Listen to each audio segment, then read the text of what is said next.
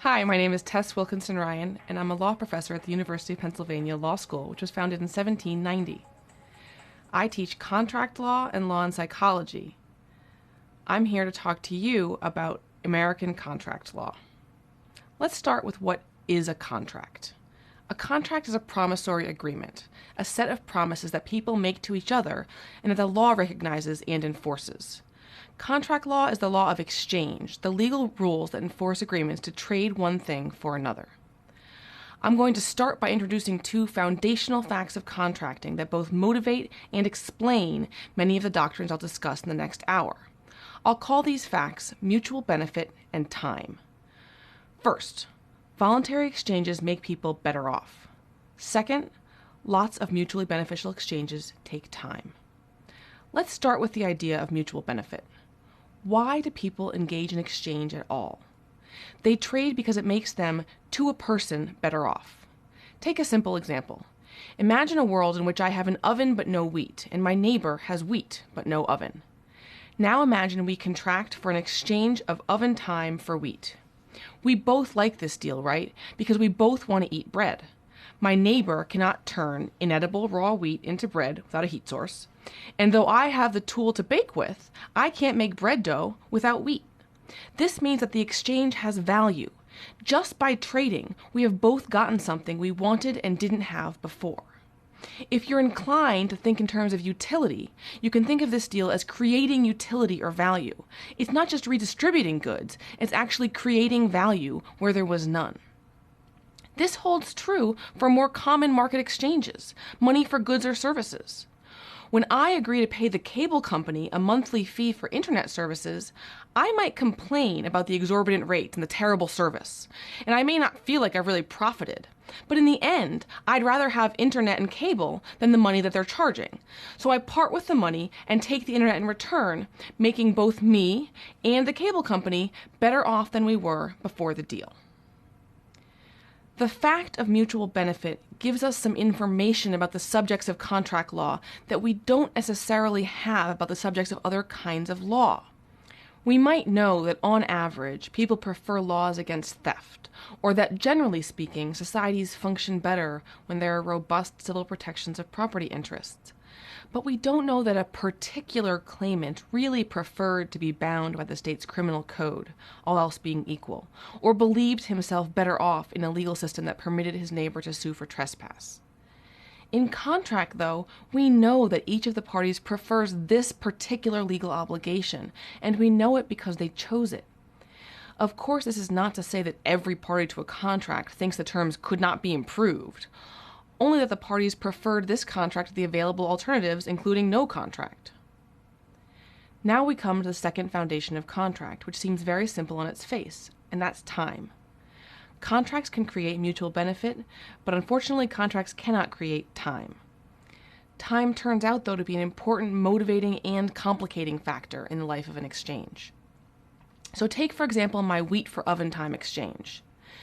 Now, one way that exchange could go is that every time my neighbor wants to bake bread, he shows up at my house with his bag of wheat and his bowl of bread dough, and if my oven is free and I'm in need of wheat, I take the wheat and put it away, and I put his dough in the oven for him. In fact, we don't even need a contract, much less a law of contracts, to make sure that this exchange happens.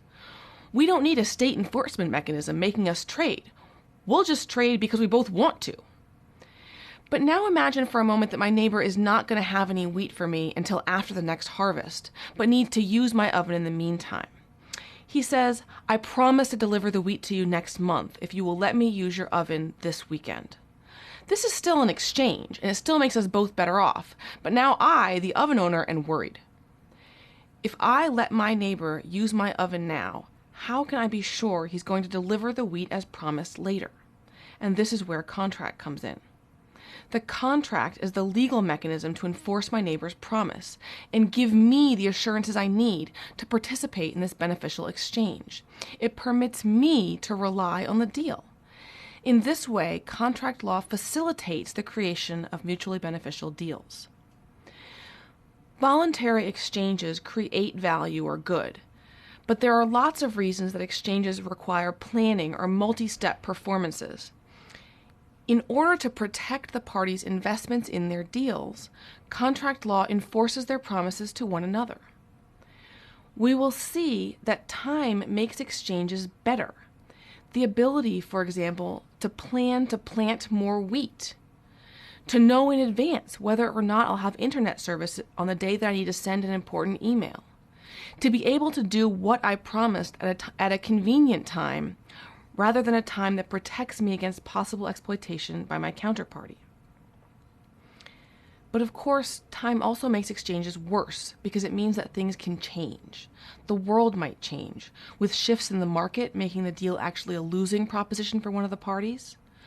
Or the parties' own preferences and goals might change, so that they're no longer interested or benefited in the same way. When those things happen, the law of contracts gives people an essentially revised cost-benefit analysis to do. They have to ask themselves whether it's worth it to go back on the deal in a world in which they'll have to compensate the other party with money. Breach of contract is really about what happens to a deal over time. We're typically not talking about people who have lied about their intentions to participate in a deal, but about people who have changed their mind for one reason or another in time.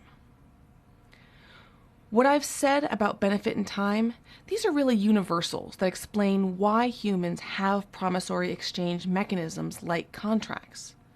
But as you know, the title of this talk is An Introduction to American Contract Law.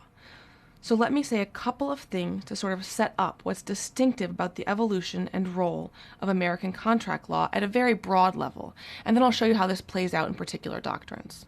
American contract law enforces the right of autonomous agents, that's us, to bind our future selves. In the common law tradition, the will of the party in question is central. Common law courts are very liberal about letting people choose to bind themselves to whatever deals they want, while also protecting them from contractual liability they haven't explicitly undertaken. The second theme of American contract law is the notion that the role of contracts in our society is as an economic tool. The subject of contract is economic exchanges. This might seem obvious given what I've said about beneficial trades, but we'll see how narrowing the analytical framework of contract from the promissory obligation broadly speaking to one of economic exchange more narrowly has serious doctrinal implications. So we have both an underlying principle of autonomy and freedom of contract, but with legal enforcement essentially confined to the commercial domain.